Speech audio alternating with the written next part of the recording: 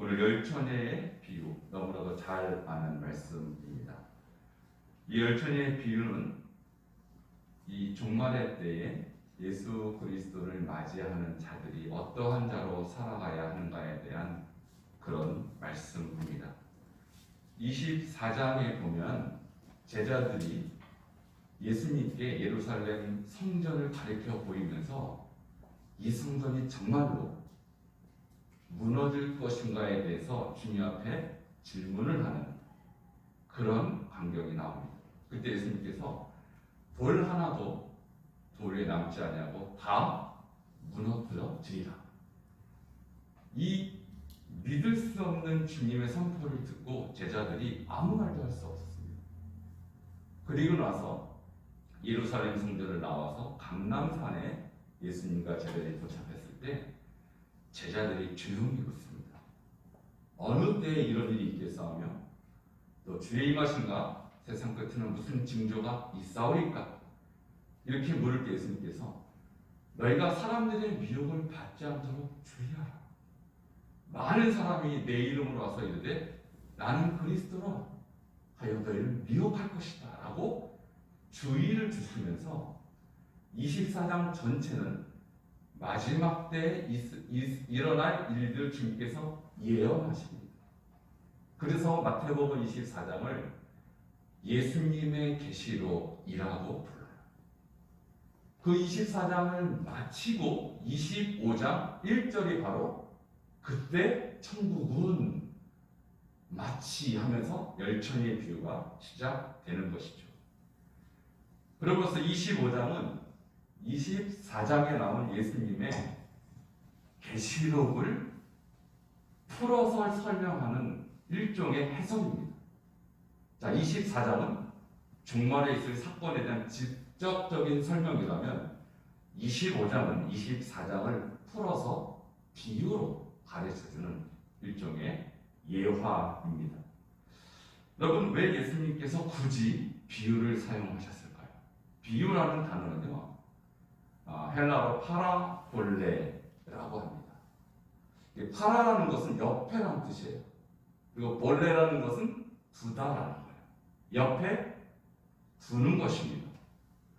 왜 옆에 둔다라는 이 표현이 비유이냐면 성경의 비유는 하나님 나라, 천국에 관한 이야기를 우리에게 이 세상에서 우리가 볼 수 있고 경험할 수 있는 일로 비유로 설명하는 거예요. 그러니까 천국의 이야기를 우리의 현실 속인 삶의 이야기로 대체해서 천국이 이런 것이다 라고 가르쳐주는 것이 바로 파라볼레 비유라는 것입니다. 여러분, 천국을 우리는 가볼 수가 없었고요. 또 천국이라는 것을 우리는 알 수가 없어요. 그러니까 제자들에게도 천국은 이런 것이다 라고 주님께서 설명을 할 때 어쩔 수 없이 이 땅에 있는 이야기들로 대체해서 비유로 가르칠 때 비로소 우리가 이해할 수 있는 것입니다. 여러분, 그러면 예수님께서 이 비유로 우리에게 말씀하시고자 하는 것은 뭐냐면 누가 천국에 갈 수 있느냐 이것을 가르치는 것입니다. 누가 예수님이 이 땅에 재림하실 때 주님으로부터 들림받는 자인가에 대해서 비유로 설명하는데 그 당시에 결혼 문화를 가지고 주님이 비유를 주셨어요. 여러분, 한국의 결혼 문화와 유대인의 결혼 문화는 너무나도 틀려요. 한국 사람은 밤에 결혼하지 않습니다. 근데 유대인들은 야밤에 결혼을 해요. 한국 사람들은 결혼 날짜를 주로 신부 측에서 잡죠. 저도 제 아내와 결혼할 때 신부 측에서 결혼식 날짜를 잡았어요. 근데 유대인들은 신랑 측에서 잡습니다. 그것도 신랑의 아버지가 결정합니다. 신랑의 어머니가 결정하는 게 아니에요. 그런데 신랑의 아버지가 결혼 날짜를 말해주지 않습니다. 너무나도 한국의 결혼식 문화는 다른 문화를 갖고 있습니다. 이 결혼 문화가요, 예수님의 재림하고 직접적으로 연결이 됩니다. 어떻게 연결이 되냐면 주님이 그러셨죠. 그날과 그때는 아무도 모른다. 하늘의 천사도 아들은 예수님 자신이니까 영적으로 비유하자면 예수님은 신랑 아닙니까? 신랑도 모르고 누구만 하신다고요? 신랑의 아버지만 하신다. 그것이 유대인의 결혼 문화라는 거예요. 그러니까 결혼 문화를 비유해서 예수님이 곧 오실 예수님의 재림, 신랑이 다시 오심에 대해서 설명하는 것은 완벽하게 맞아떨어지는 비유라는 것이죠. 그러면 신부는 어떻게 해야 됩니까? 먼저 약혼식을 합니다.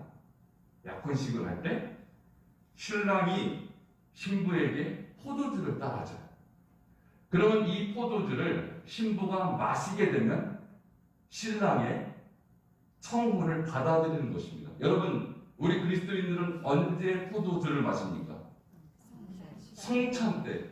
여러분이 마시는 이 포도주는요, 성찬 때 마시는 포도주는 예수님의 청혼을 받아들이는 의식입니다. 할렐루야.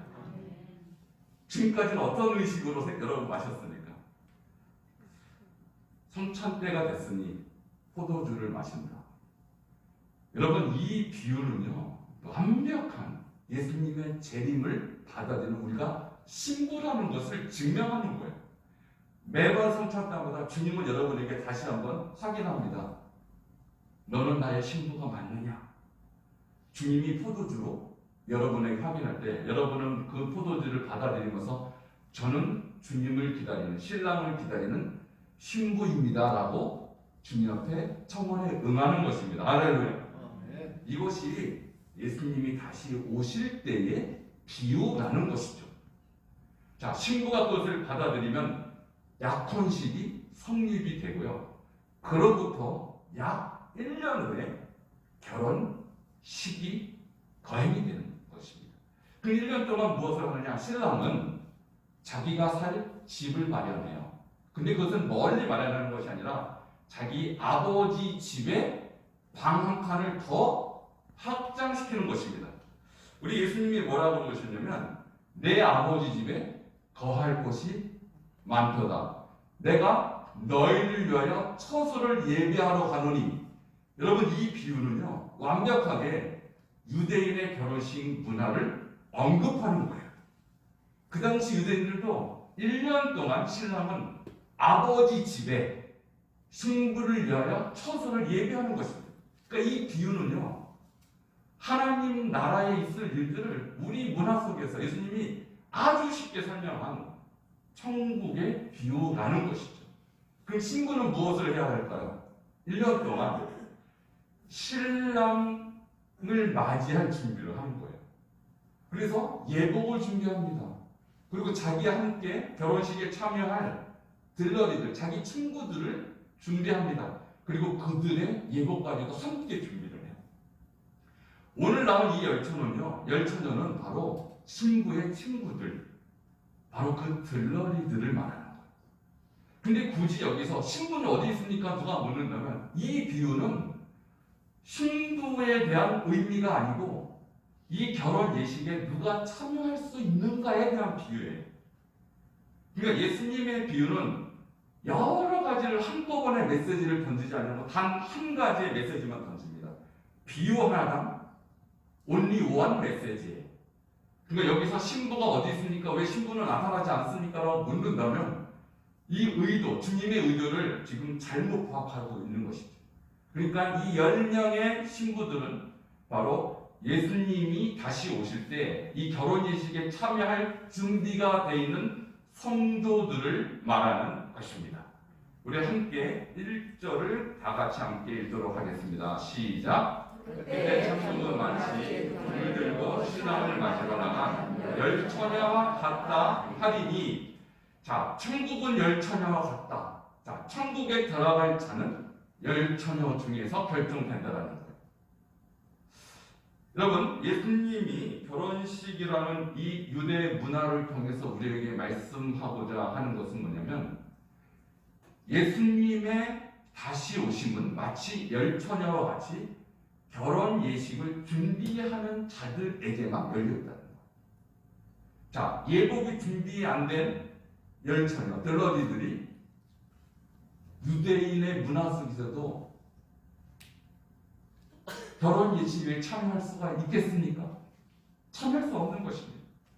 근데 제가 서두에 말씀드린 것처럼 그 1년 후라는 대충의 기간은 정해져 있지만 매달 며칠 몇 시는 정해져 있지 않다는 거예요.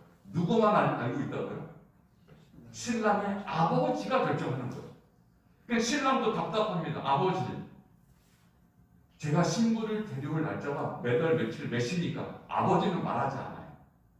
언제 말하냐면 신랑이 신부를 데려올 준비가 끝나면, 방 준비가 끝나면, 결혼 예식을 거행할 음식 준비가 끝나면 이제 신부를 데려오라고 그날 말합니다. 그러니까 우리 예수님도 지금 성부 하나님께 아마 지금 계속 조르고 있을 거예요. 내가 사랑하는 우리 단석중앙교회 나의 자녀들을, 내 신부들을 데리러 가고 싶은데 아버지 언제 가야 할까요? 아버지는 계속 기다리라는 거예요. 그러니까 그날과 그때는 정말 아버지만 결정하시는 것입니다. 네. 오늘 예수님께서 이 자리에 여러분을 데리러 오고 싶은데 아버지가 빨리 보내지 않는 이유는 이 천국 복음이 온 세상에 증거되게 하여 모든 민족에게 전파되리니 그제야 끝이 오리라.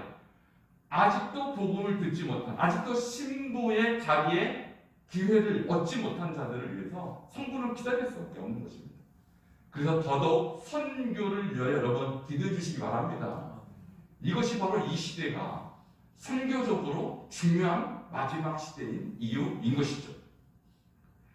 이때 성부가 말합니다. 아들아, 이제 신부를 데리고 와라. 자, 그러니까 유대인의 결혼식은 이와 같은 것입니다. 밤에 신랑이 자기 가족들과 또 아버지와 어머니를 모시고 신부를 데리러 가서 그 신부를 데리고 신랑 집으로 돌아와서 본인의 집에, 신랑의 집에서 잔치를 하는 것입니다.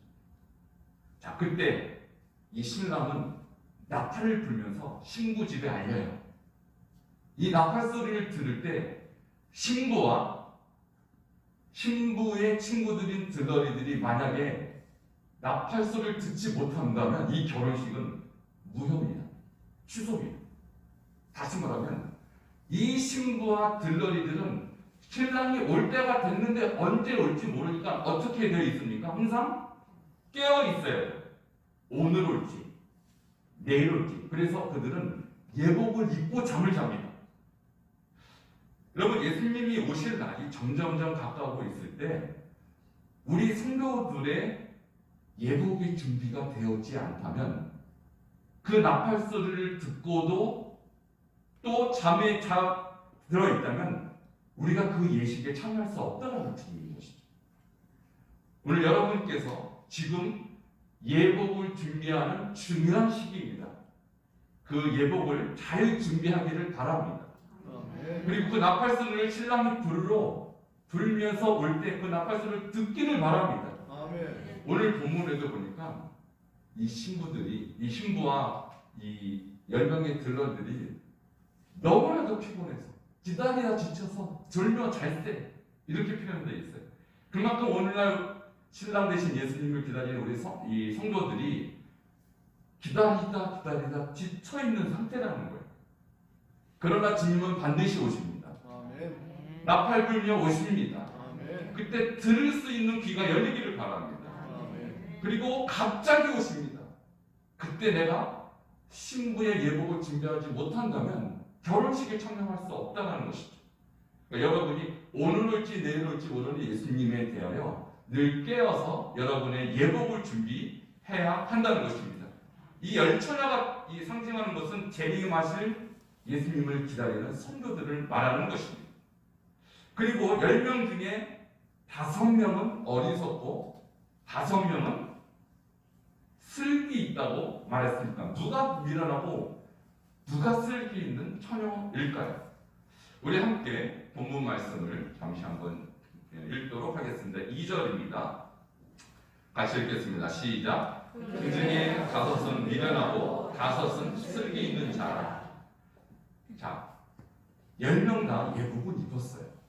근데 5명은 슬기 있고 5명은 미련하다고 했어요. 자, 여기서 미련하다 이 말은요, 음식으로 말하면 맛없는 음식을 말하는 것입니다.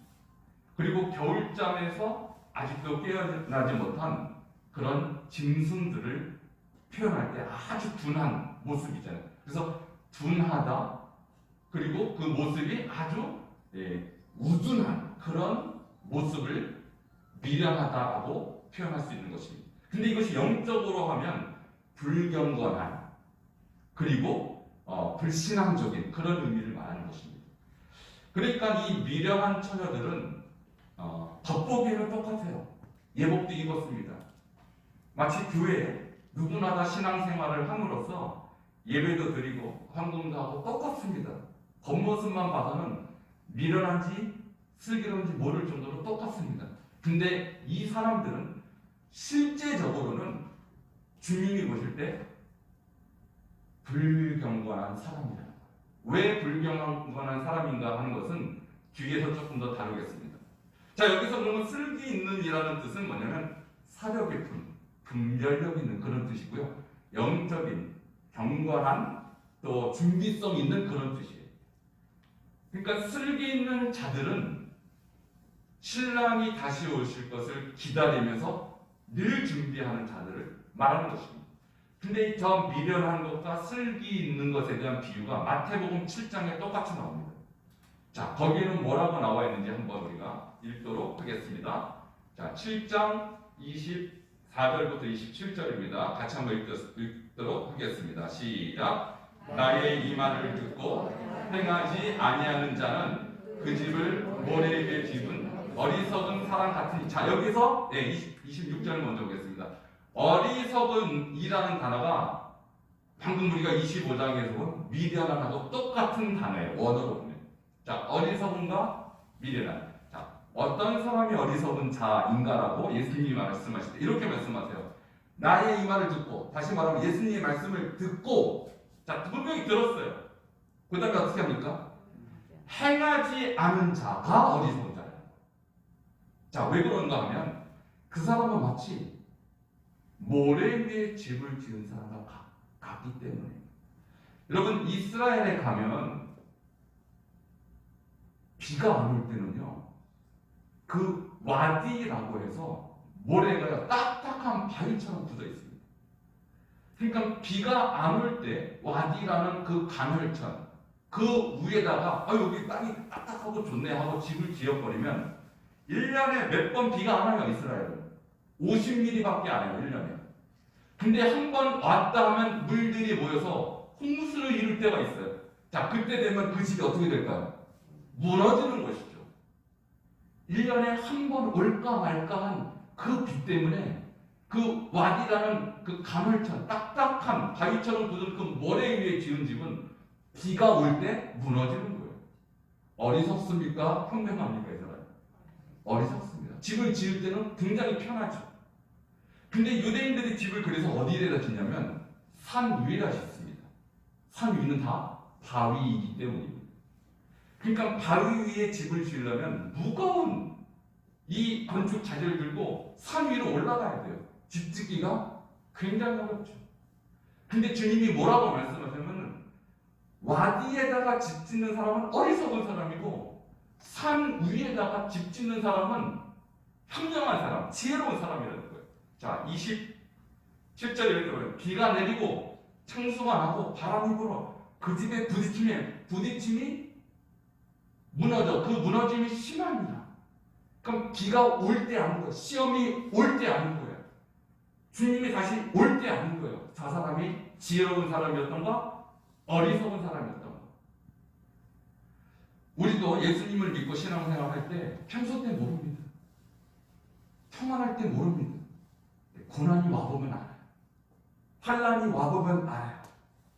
지금 코로나라는 이런 전 지구적인 이런 대환란 때 알곡과 가라지는 갈라지게 돼 있어요.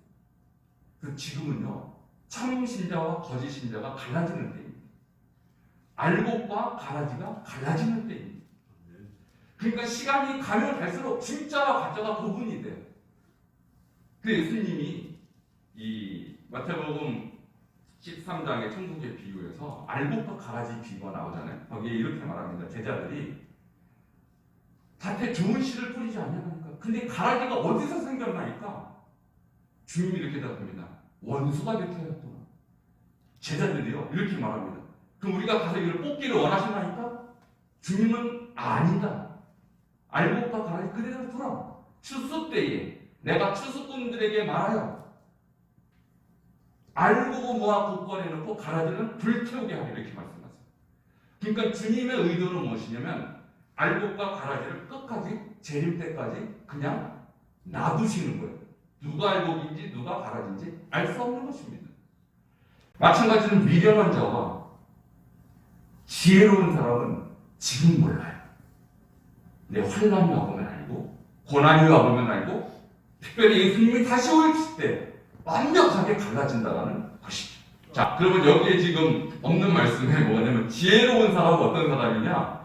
내 말을 듣고 순종하는 사람, 듣고 행하는 자는 들으면 지혜로운 사람 같으니 비가 내리고 창수가 나고 바람이 불어도 그 집이 무너지지 않는다 이렇게 말씀하세요. 자, 그러니까 이 시대에 있어서 주님의 말씀을 듣는 사람은 많습니다. 교회 안에도 있고요, 교회 밖에도 있고 온라인으로도 주님 말씀을 듣습니다. 문제는 듣는 것이 아니고 행하는 것입니다. 듣고 행하는 자는 지혜로운 자이고 듣고도 행하지 아니하는 자는 어리석은 자라는 것이죠.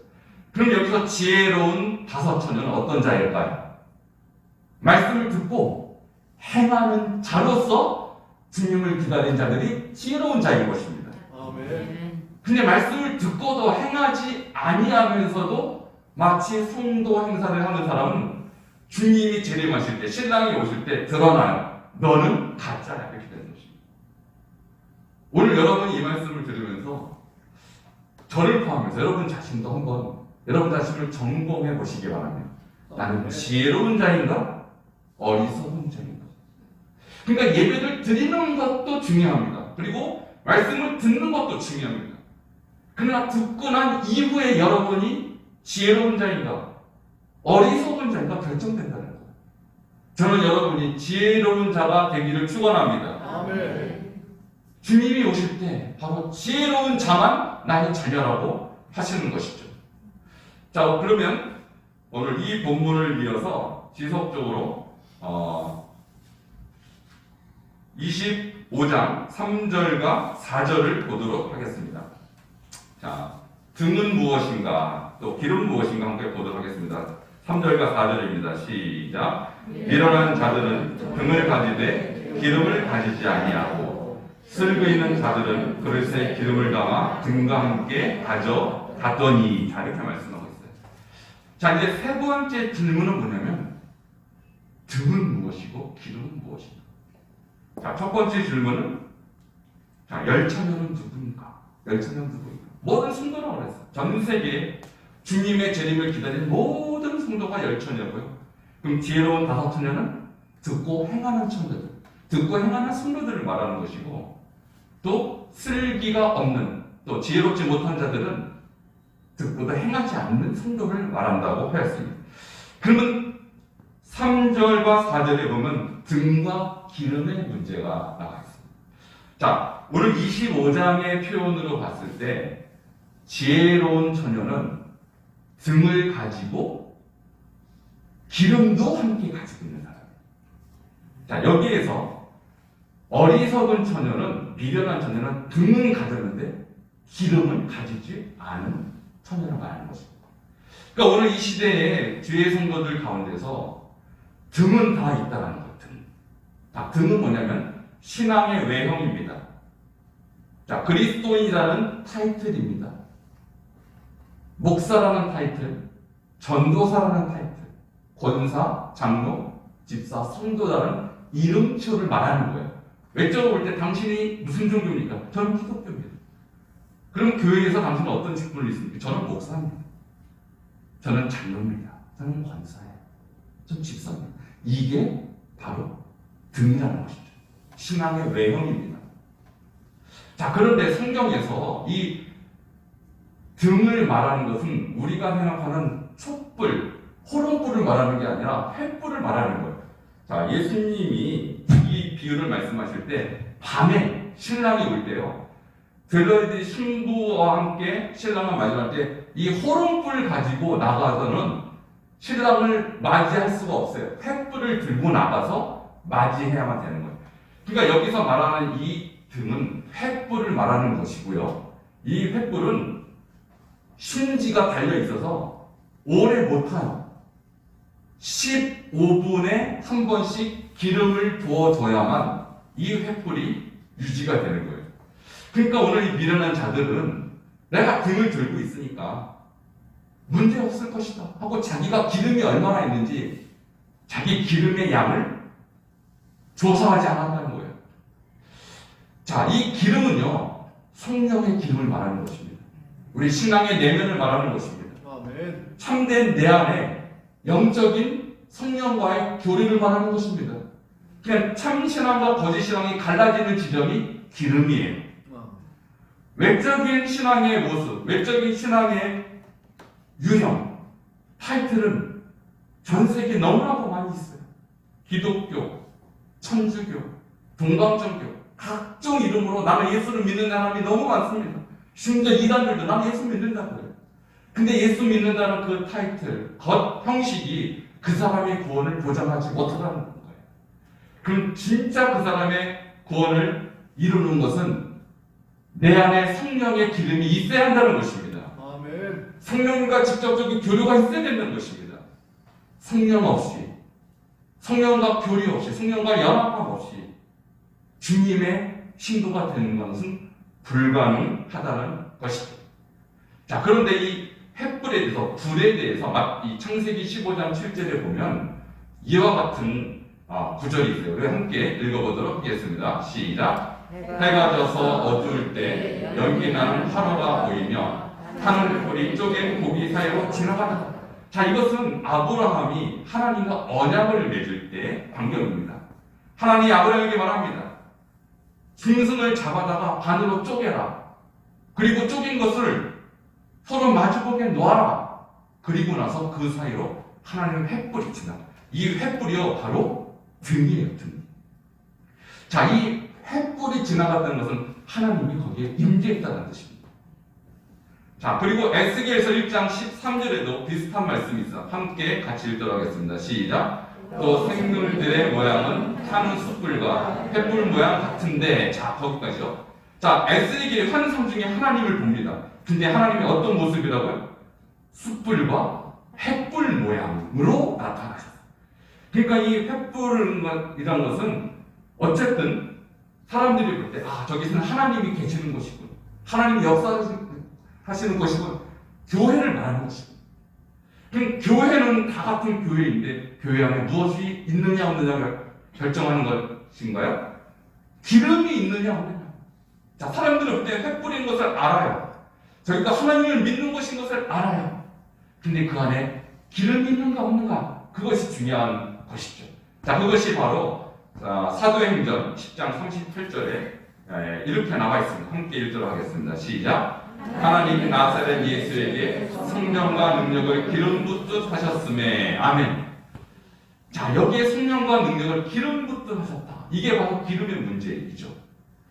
우리 예수님께서 사역을 하실 때, 선한 일을 하시고 마귀에 눌린 모든 사람을 고치실 때 예수님이 그냥 임무를 하신 것이 아니라 하나님이 부어주신 성령의 기름 부으시기 때문에 이것이 가능했다는 것입니다.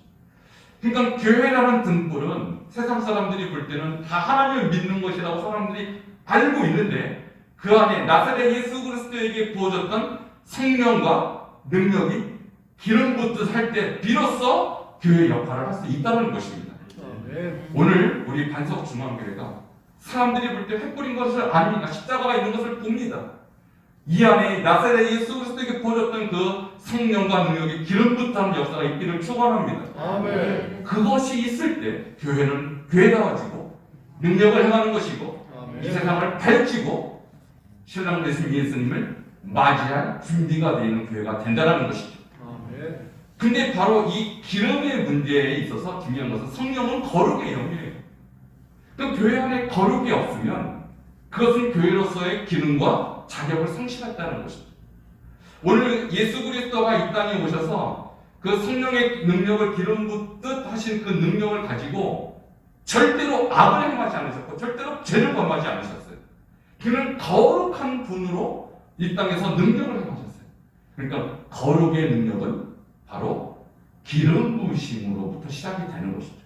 근데 어떻게 우리 성도가 예수님처럼 거룩해질 수 있을까요? 자, 디모데전서 4장 5절에 보면 하나님의 말씀과 기도로 거룩하여 지니라. 결국은요, 이 성령의 기름이라는 것은 말씀과 기도예요. 자, 교회 안에 말씀이 없고 기도가 없으면 교회가 아닙니다. 그러니까 십자가를 사람들이 볼 때 십자가가 있는 것은 교회라는 것을 다 알죠. 등이라는 것을 다 알죠. 근데 그 안에 기름이 있는가 없는가, 그 기름은 바로 말씀과 기도라는 거예요.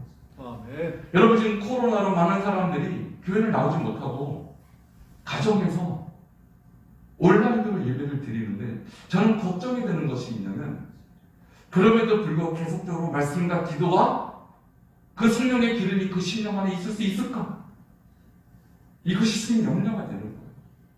제가 몇몇의 성도님들을 만나보고 또 아는 지인들을 만나볼 때, 또 저희 가족들을 가정에서 우리 친지들을 만나볼 때 교회를 갈 수 없어서 내 영혼이 마르고 있다, 너무나 힘들다, 이런 고백들을 많이 하세요. 여러분, 이럴 때일수록 여러분 안에 말씀과 기도의 기름이 끊임없이 일어나기를 축원합니다. 아멘. 어떻게든 말씀과 가까이져야 돼요.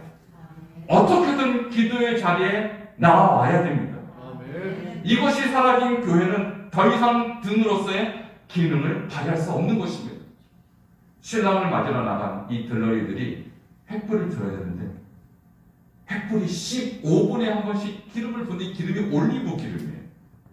기름이 없다. 여러분, 오늘 4절까지 제가 말씀을 여러분과 나누고 이어서 다음 주에 계속 이 말씀을 나눌 텐데요. 오늘 여러분이 한번 결론적으로 여러분 자신을 이 말씀을 통하여서 한번 돌이켜 보기를 바랍니다.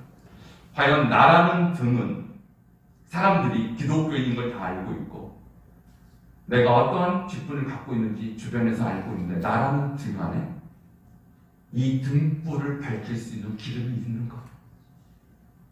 기름이 있는가? 말씀의 기름이 있는가? 기도의 기름이 있는가?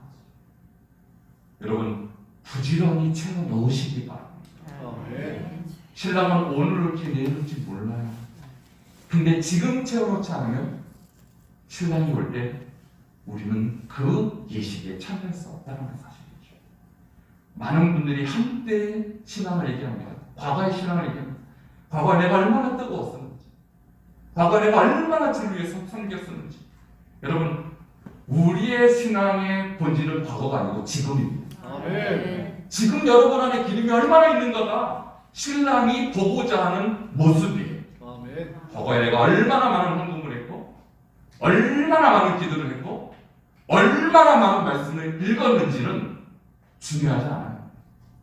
신랑은 지금 여러분 안에 있는 기름을 보기를 원하는 것입니다. 아멘. 오늘 이 기름으로 충만하셔서 다시 오실 예수 그리스도를 맞이하기에 부끄럽지 않는 지혜로운 5명의 처녀가 되기를 주의 이름으로 축원합니다. 아멘. 함께 우리 기도하겠습니다.